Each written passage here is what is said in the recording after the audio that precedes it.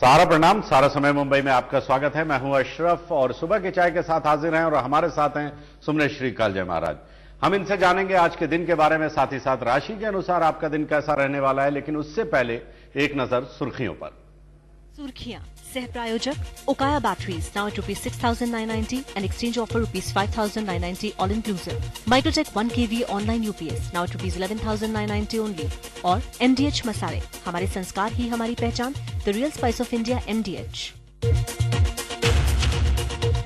NCP सांसद पद्म सिंह मामले को लेकर गृह मंत्री और मुख्यमंत्री ने विपक्ष के खिलाफ इन लोगों ने किया इस्तीफे की मांग। बिजली दर बढ़ाने के विरोध में शिव सैनिकों ने रिलायंस एनर्जी के दफ्तर में किया जमकर हंगामा, पुलिस ने भागी लाठी। आज से मुंबई में होगी 10% पानी की कटौती। और T20 वर्ल्ड कप मुकाबले से ऑस्ट्रेलिया बाहर, श्रीलंका ने 6 विकेट से हारा है। दूसरे मुकाबले में आयरलैंड से हारा बांग्लादेश। और हमारे साथ हैं सुमनेश श्री कालजय महाराज। सुमनेश जी, आज का दिन कैसा है? सबसे पहले तो ये बताइए हमारे दर्शकों को, ग्रहों की दिशा और दशा क्या है? जी, सबसे पहली बात, आज 9 तारीख है और मंगलवार का दिन है जी। और 9 तारीख जो है, डेट 9 न्यूमरोलॉजी के अनुसार मंगल का दिन होता है। 9 नंबर जो है वो मंगल का नंबर है, तो ये जबरदस्त विशेषता हो गई। और इससे बात निकल के ये आती है कि 4 राशियां, मेष राशि, उसके बाद तुला राशि, धनु राशि और कुंभ राशि जी, जिनका हो और संजोग से उनका जन्म तिथि भी 9, 18, 27 हो, अच्छा, और जन्मदिन भी मंगलवार हो। अगर ऐसा संजोग बैठेंगे बहुत सारे लोग, बहुत सारे ऐसे दुनिया में जिनका ऐसा बैठता होगा संजोग। तो ऐसा संजोग जिनका भी बैठता होगा, समझिए कि आज उनके लिए साल का सर्वश्रेष्ठ दिन है। चलिए, यानी न्यूमरोलॉजी, एस्ट्रोलॉजी सबके मुताबिक अगर देखा जाए, नंबर 9 मंगल का नंबर है और आज मंगलवार भी है और 9 तारीख भी है। ये इत्तेफाक है ऐसा। और इसके अलावा आपने और क्या बताया? कुंभ, मेष राशि, मेष, उसके बाद तुला राशि, तुला, धनु राशि, धनु और कुंभ राशि। ये 4 राशियां वाले, 4 राशियां भी हो। हाँ, और उनका जन्म 9, 18, 27 हो, यानी कुल योग जो है 9 बने और दिन मंगलवार को रहा हो, तो उनके लिए सर्वश्रेष्ठ दिन साल होगा। का सबसे बढ़िया दिन है 2009। चलिए, तो बहुत सारे लोग ऐसे होंगे जिनका आज साल का सबसे बेहतरीन दिन होगा, यानी सबसे बेहतर दिन माना जाएगा उनके लिए। और ऐसे बहुत सारे लोग होंगे, बहुत सारे देश में भी और दुनिया भर में। इसके अलावा थोड़ा नक्षत्र वाइज आज का दिन कमजोर है। जो जिनका भी मूल नक्षत्र है में जन्म हुआ है या आज के तारीख में जन्म हो, उन्हें उस नक्षत्र की शांति कर लेनी चाहिए। अच्छा, मूल नक्षत्र, तो कि ये शांति इसलिए आवश्यक है। ये दोष उसी तरह का दोष है जिस तरह पित्त दोष या कालसर्प दोष। अच्छा। तो ऐसे लोगों को आगे में हर कोई भी काम करने में बाधा आती है। अच्छा। हर जो भी काम रुकावट, एक झटके में कोई काम उन्हें जीवन में नहीं मिलने वाला है। यानी वो काम जो एक झटके में बन जाना चाहिए, उन्हें बहुत मेहनत करनी पड़ती है। मेहनत अननेसेसरी उस काम को बनाने के लिए टाइम, पैसा सब बर्बाद होगा, तभी वो काम धीरे धीरे कर लेनी चाहिए। इसलिए इसकी नक्षत्र की शांति कर लेनी चाहिए। जिनका भी मूल नक्षत्र में जन्म है, उन्हें अगर शांति किया है तो ठीक है, नहीं तो इस नक्षत्र वाले लोग को शांति कर लेना चाहिए। चलिए, तो ये एक सुझाव भी है आपके लिए, और अगर आप चाहें तो ऐसा करके देख सकते हैं, इससे आपको लाभ ही लाभ पहुंचेगा।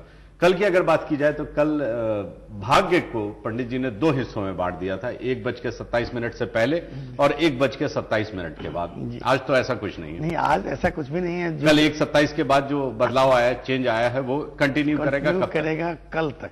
अच्छा, तो आज जो भविष्य जो बताया जा रहा है अभी, सो कल के लिए भी वही है। कल के लिए भी वही होगा। फिर परसों जाके उसमें बदलाव आएगा। परसों, कल शाम के बाद से उसमें चेंजेस जाएंगे।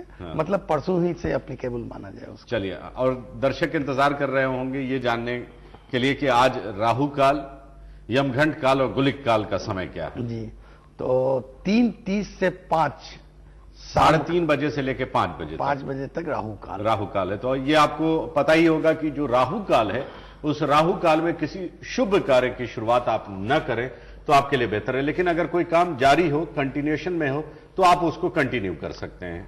और यमघंट काल 9:30 से 11 यमघंट काल है, अभी 9:30 से 11। अच्छा, सुबह 9:30 बजे से लेकर 11 बजे तक यमघंट काल है, और यमघंट काल के बारे में भी वही सारी बातें एप्लीकेबल है जो राहु काल के लिए जी। और लेकिन पूरे दिन में एक समय ऐसा भी आता है जो शुभ मुहूर्त बनाता है, यानी शुभ समय है जिस समय आप शुभ कार्य की शुरुआत कर सकते हैं या किसी भी नए काम की शुरुआत कर सकते जी हैं। बिल्कुल, वो है गुलिक काल। गुलिक काल, और वो है 12:30 से 2 का समय। 12:30 बजे से लेकर 2 बजे तक, यानी लंच से पहले 12:30 बजे आप उसकी शुरुआत कर सकते हैं, आप उसकी नींव डाल सकते हैं, और 2 बजे तक या 2 बजे से पहले तक आप इसको कंटिन्यू कर लें, जिसमें बहुत सारी चीजें हैं। अगर कोई नया डील आपको करना हो तो वो कर सकते हैं, अगर नई गाड़ी खरीदने आप जा रहे हो तो उस काम को निपटा सकते हैं। इस तरह से बहुत सारी चीजें हैं जिसे आप गुलिक काल के समय आप निपटा लें जी। इसके अलावा तो ये मंगल तो के बारे में, मंगल के बारे में थोड़ा बात कर लें हम लोग। एक्चुअली मंगल को देवता का सेनापति कहा जाता है। अच्छा, देवताओं के सेनापति मतलब कहा गया है कि धरती को चलाने की जिम्मेदारी, हाँ, और धरती में जो हो रहे हैं पाप और पुण्य, हाँ, उसके लिए पनिशमेंट देने की जिम्मेदारी मंगल को है। मंगल को है, तो यानी देवताओं के वो संचालक हैं, संचालक, सेनापति हैं, इसलिए क्रूर थोड़ा माना गया है मंगल को। लेकिन इसीलिए मंगल दोष जो है वो थोड़ा सा भारी पड़ता है। मंगल दोष क्या, इसके बारे में मैं थोड़ा सा चर्चा करना चाहता हूं। जब लगन में, द्वितीय में, चौथे में, 7वें में, 8वें में और 12वें घर में मंगल होता है तो मंगल दोष होता है, और ये मंगल दोष जीवन में कभी नहीं जाता है। कुछ लोगों को बताया जाता है, कुछ लोग ऐसा समझते हैं कि 28 साल या 32 साल में ये मंगल दोष खत्म हो जाता है, तो बिल्कुल नहीं जाता है। वो गुरु के साथ रहे, शुक्र के साथ रहे, प्रभाव वैसा ही पड़ता है। मंगल दोष वाले, जितने भी मंगल दोष वाले होते हैं, उन्हें सबसे पहले तो गुस्सा बहुत चढ़ता है। अच्छा, पैसे खर्च करते हैं। मंगल दोष जिन्हें होता है उन्हें गुस्सा बहुत ज्यादा, गुस्सा चढ़ता है। जैसे अगर जिनकी कुंडली नहीं भी है, अगर इस ढंग की उनकी आदत है तो पता कर सकते हैं कि मंगल का क्या प्रभाव। अच्छा, वो लोग जो शॉर्ट टेम्पर्ड होते हैं, जल्दी नाराज हो जाते हैं, जल्दी गुस्से में आ जाते हैं, उन्हें मंगल, ये मतलब उसके जो सिम्टम्स हैं मंगल दोष के, उसमें से एक है। दूसरा क्या है कि वो समझते हैं कि वो जो डिसाइड कर लिए, वो जो सोच लिए, ये दुनिया का दी बेस्ट थॉट है, बेस्ट डिसीजन। अच्छा, एक दूसरा कि उनके पास अपने फैसले पे जो अडिग हो जाए, अपने पर, और चाहे फैसला गलत हो चाहे सही हो, सही, लेकिन उनको ये बात एकदम अपने दिमाग में फिक्स होता है कि मैं जो बोल दिया, जो डिसाइड कर लिया, सो सही है, बाकी सब गलत है। चलिए, ये भी, ये मतलब एक सिम्टम्स ये भी है। ईगो बहुत ज्यादा होता है। अच्छा, ईगो, फॉल्स ईगो। ईगो मतलब मैं स्वाभिमान की बात नहीं कर रहा हूं, अभिमान की बात कर रहा हूं। ईगो, फॉल्स ईगो जो होता है कि हम कुछ हैं, मैं ही मैं हूं, उसके अलावा बाकी कोई कुछ नहीं। तो ईगो बहुत ज्यादा होता है। पैसे नाजायज उड़ाते हैं। अच्छा, पैसे को बर्बाद करते हैं, खर्च, लक्ष्मी की कद्र नहीं करते। जाएंगे हमेशा उनकी आदत होगी कि पर्स में जितने पैसे लेके जाएं, वो शाम तक आएंगे तो पर्स में पैसे नहीं रहेंगे, खत्म हो जाना चाहिए। आग की तरह पैसे खर्च। चलिए, ये सारी चीजें मंगल दोष में से, अगर आपको नहीं पता हो और इस तरह की चीजें, सिम्टम्स अगर आपको दिख रहा हो, तो अब हम इनसे ये भी जानेंगे कि उसे काबू में रखने के लिए या मंगल दोष को कम करने के लिए, खत्म तो नहीं हो सकता, ये पंडित जी कह चुके हैं, वो सारी जिंदगी आपके साथ रहेगा, लेकिन उसे कम करने के भी कुछ उपाय जरूर होंगे, वो हम जानेंगे, लेकिन एक छोटे से ब्रेक के बाद।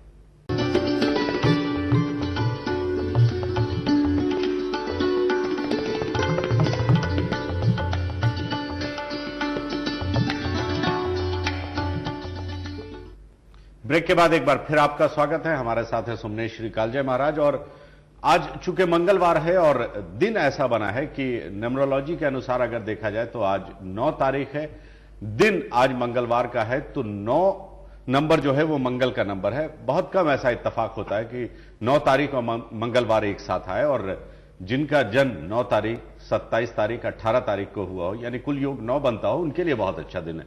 चूंकि मंगल की बात हो रही थी इसलिए मंगल दोष की भी बात होने लगी, और जिन्हें मंगल दोष है, सिम्टम्स क्या होते हैं उसके, वो भी पता चला। अच्छा, आपने कहा कि मंगल दोष खत्म नहीं हो सकता कभी। पहले एक सिम्टम तो और जान ले, कि उन्हें सोना से दुश्मनी होता है।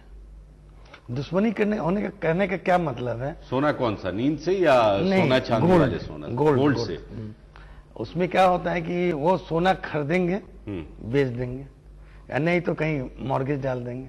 सोना उनके पास रह नहीं सकता। बांट नहीं देते, किसी को दे नहीं देते हैं। बांट तो नहीं देते हैं। अच्छा। लेकिन सोना उनके पास जो है हाँ। सो अपने पास जमा नहीं पाते, स्टोर नहीं कर पाते।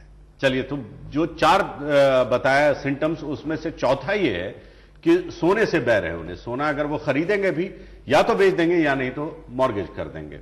तो ये एक, और उनके पास टिक नहीं सकता सोना, अपने पास रखेंगे नहीं जब तक। चलिए, ये सारे तो सिम्टम्स हैं।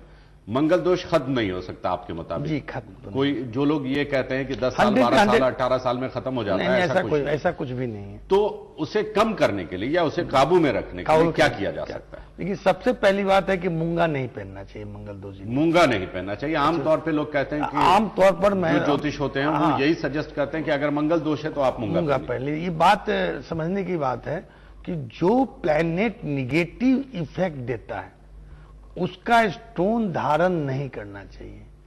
दूसरा, क्योंकि वो उस नेगेटिविटी को और ज्यादा बढ़ा देगा। और दूसरा क्या है कि 8वें और 12वें घर में साधारणतः स्टोन नहीं पहनना चाहिए, और मंगल 8वें और 12वें में होते हैं तो क्रूर मंगल दोष लगता है, स्टोन नहीं पहनना चाहिए। दूसरा, अगर कोई दूसरा स्टोन पहनना है तो उसे यंत्र के साथ पहने। अच्छा, कोई दूसरा स्टोन अगर पहनना है, कुछ कौन सा स्टोन पहनना चाहिए? कोई भी स्टोन, वो तो कुंडली पर डिपेंड करता है। किसी को 8वें या 12वें घर में वो योग कारक ग्रह कोई बैठ गया हो, खासकर जैसे शुक्र बैठ गया हो, तो शुक्र वहां पर योग कारक हो जाता है। अच्छा। तो वैसी स्थिति में शुक्र का स्टोन आप पहन सकते हैं। अच्छा। लेकिन हर स्थिति में जिन्हें भी लगन में, दूसरे में, चौथे में, 7वें में, 8वें में और 12वें में मंगल हो,